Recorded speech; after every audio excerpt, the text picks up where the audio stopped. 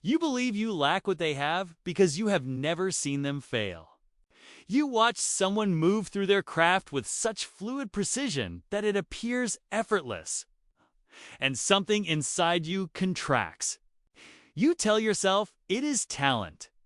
You tell yourself they were born with something you were not given. This is the story you use to avoid the one truth you do not want to face. Mastery is not a gift. It is a descent. The fantasy of the natural is one of the most pervasive psychological defenses you will encounter in your own life. Carl Jung understood that what we call the persona is often the mask. We show the world to avoid confronting the parts of ourselves we consider inadequate or shameful.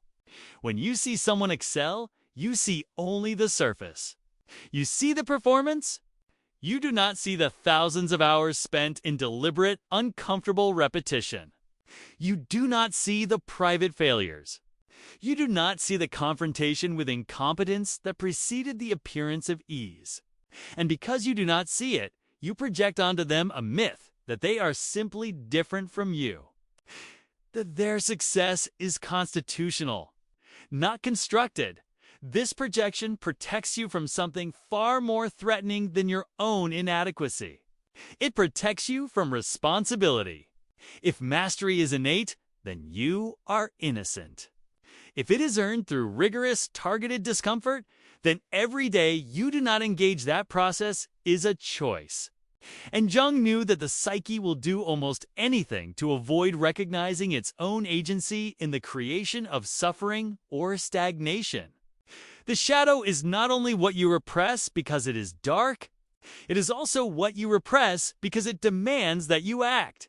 Deliberate practice is not the kind of practice most people engage in. Most practice is repetition without resistance. You do what you already know how to do, and you feel productive because you are moving. But the psyche does not grow through comfort. It grows through confrontation.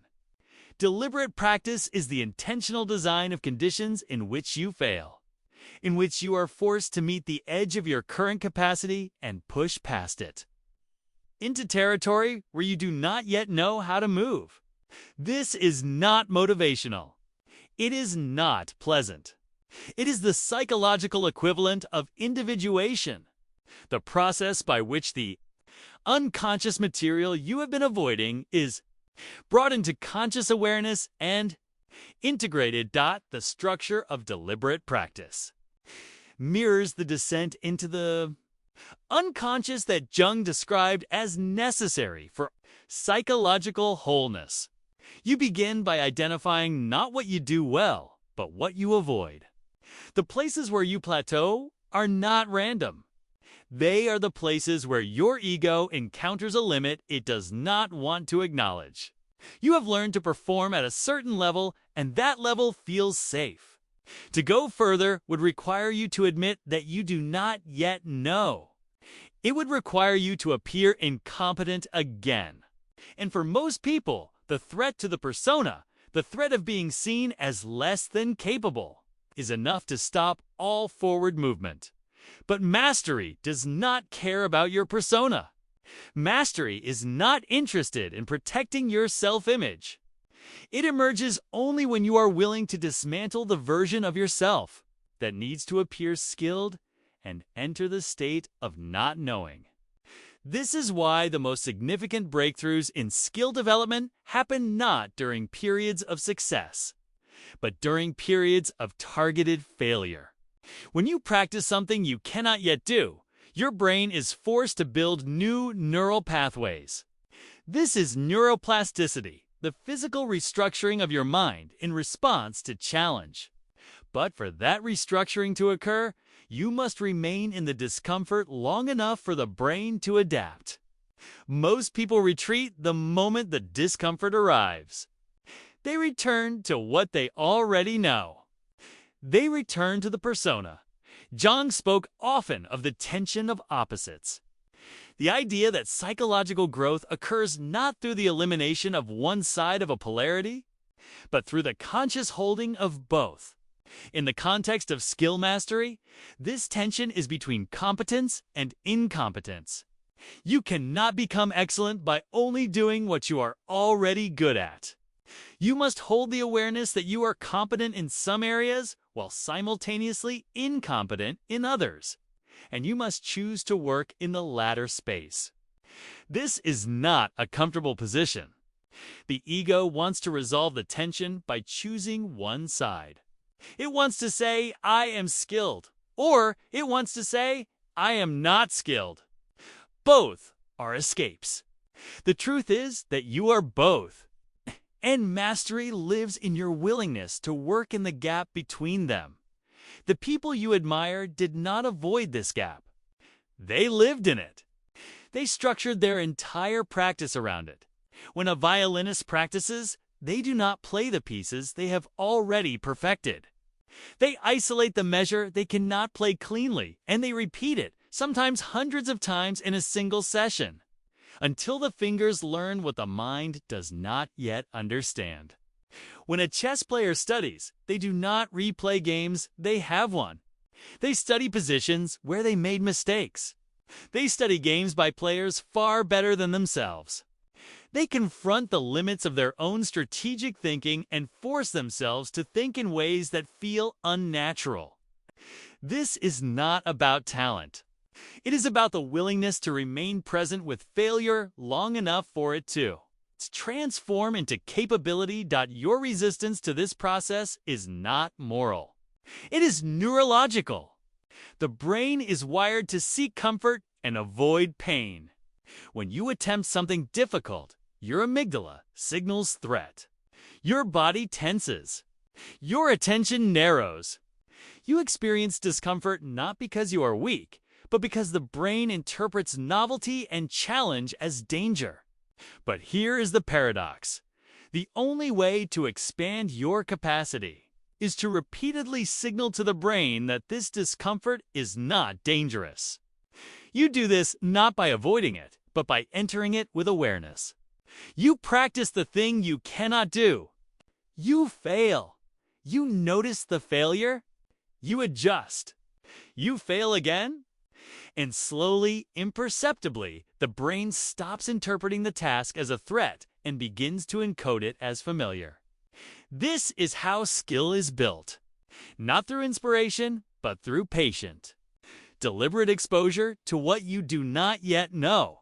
Jung believed that the unconscious contains not only repressed trauma and shadow material, but also unrealized potential. He called this the process of individuation, the movement toward becoming the fullest version of yourself. Not by acquiring something new, but by integrating what was always there but remained unconscious. Mastery is a form of individuation. The skill you seek is not outside of you. It is latent within your nervous system, waiting for the conditions that will allow it to emerge. But those conditions are not passive. They are not about waiting for the right moment or the right inspiration. They are about creating a deliberate structure in which you're unconscious. Capacity is forced into consciousness through repetition, feedback, and discomfort. This is why the notion of talent is so psychologically seductive. Talent allows you to remain unconscious. It allows you to believe that excellence is something that happens to people, not something they construct. And as long as you believe that, you are protected from the knowledge that you have not yet done what is required. You can watch someone perform at a high level and feel a mixture of admiration and envy. And neither of those emotions demands anything of you. But the moment you understand that their skill was built through thousands of hours of deliberate, uncomfortable practice, something shifts. You are no longer observing a mystery. You are observing a process. And that process is available to you if you are willing to pay the psychological cost. The cost is not time. Time is abundant if you choose to use it. The cost is the willingness to fail in front of yourself. The cost is the willingness to confront again and again the evidence that you are not yet who you want to be. This is a descent into the shadow. The shadow is not only your rage or your shame or your hidden desires, it is also your mediocrity. It is the version of yourself that is not yet capable. And most people will do anything to avoid meeting that version. They will distract themselves. They will switch tasks. They will blame circumstances or other people or their own lack of natural ability. All of this is the ego defending itself against the awareness that growth requires humility. Jung said that the meeting with oneself is one of the most unpleasant experiences a person can have, which is why most people avoid it entirely. But in the context of skill mastery, the meeting with oneself is not optional. Every time you practice deliberately, you meet the current limit of your ability. You meet the version of yourself that does not yet know.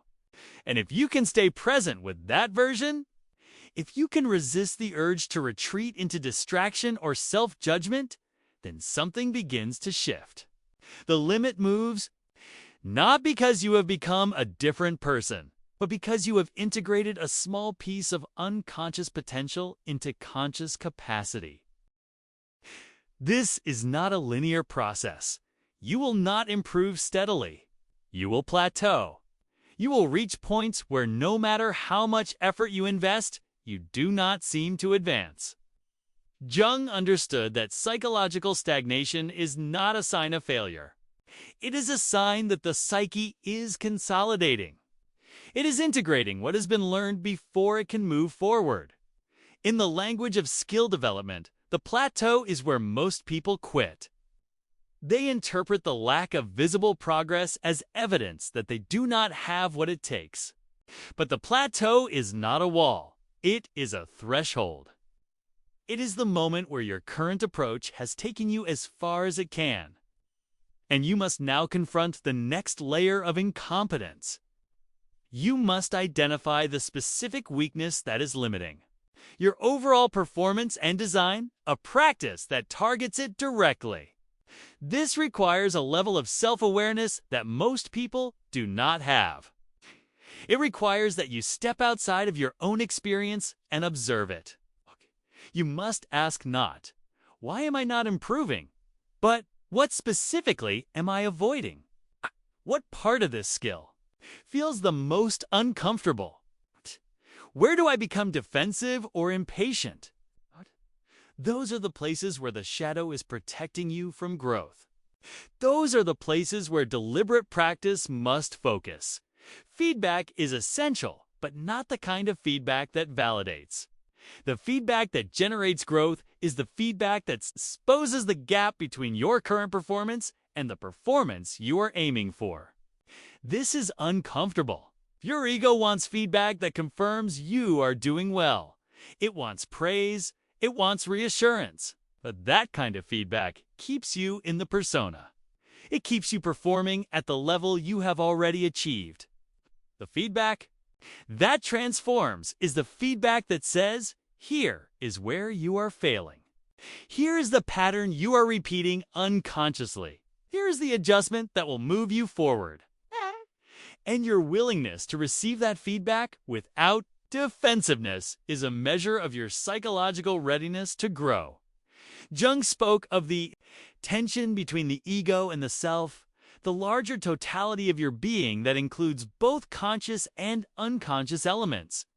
The ego wants to maintain control. It wants to feel competent and stable. But the self is not interested in stability. It is interested in wholeness. And wholeness requires that you integrate the parts of yourself you have been avoiding, including the part that does not yet know how to do what you are trying to do. Deliberate practice is a confrontation with the self. Every time you enter the discomfort of targeted failure, you are choosing the self over the ego. You are choosing growth over comfort. This is not about discipline in the way most people understand it. Discipline is often framed as a kind of self-punishment, a forcing of the will. But in the Jungian sense, discipline is the conscious choice to remain present with discomfort rather than retreat into distraction or denial. It is the choice to Structure your time and attention around the practices that will bring unconscious capacity into consciousness. It is not about willpower. It is about awareness. It is about recognizing the moment when the ego is trying to protect you from growth and choosing to move forward anyway. The process is cumulative.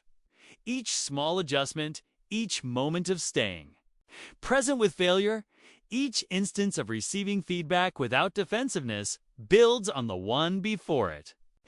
Over time, the neural pathways strengthen. The movements that once felt awkward become fluid. The strategies that once required conscious effort become automatic. But this does not happen because you are talented. It happens because you have spent thousands of hours deliberately practicing at the edge of your ability in the space where you do not yet know. And the people who appear to be naturals are simply the people who have done this longer and with more focus than you have seen. You do not need permission to enter this process. You do not need to wait for the right conditions or the right teacher or the right moment. You need only to identify the skill you want to develop, break it down into its component parts, and begin practicing the part that feels the most uncomfortable. That is where the growth is. That is where the unconscious material is waiting to be integrated. And every hour you spend in that space is an hour spent becoming more than you were. The people who achieve mastery are not the ones who avoid failure. They are the ones who have learned to use failure as information. They fail, they observe the failure, they adjust, and they try again. This is not optimism. It is not positive thinking. It is a sober, grounded recognition that failure is not evidence of inadequacy. It is evidence of engagement. It is evidence that you are working at the edge of your capacity, which is the only place where growth occurs. Jung believed that the goal of psychological work is not to become perfect, but to become whole. Wholeness includes your incompetence. It includes the parts of you that do not yet know. And mastery is not the elimination of those parts. It is the integration of them through patient, deliberate practice. You will always have edges. You will always encounter new limits. But each time you meet a limit and choose to work with it rather than avoid it, you are engaging in the process of individuation. You are becoming more fully yourself, not by pretending to be something you are not, but by bringing what is unconscious into consciousness. This is the work. It is not glamorous. It is not fast. It does not make for a compelling story on the surface. But it is the only work that leads to real transformation. And the moment you stop waiting for talent to save you and start structuring your practice around deliberate discomfort, you will begin to see that mastery is not a mystery. It is a method. It is a method that anyone can engage if they are willing to pay the psychological price. And that price is simply this: the willingness to meet yourself again and again at the edge of what you do not yet know, and to remain there until the edge moves.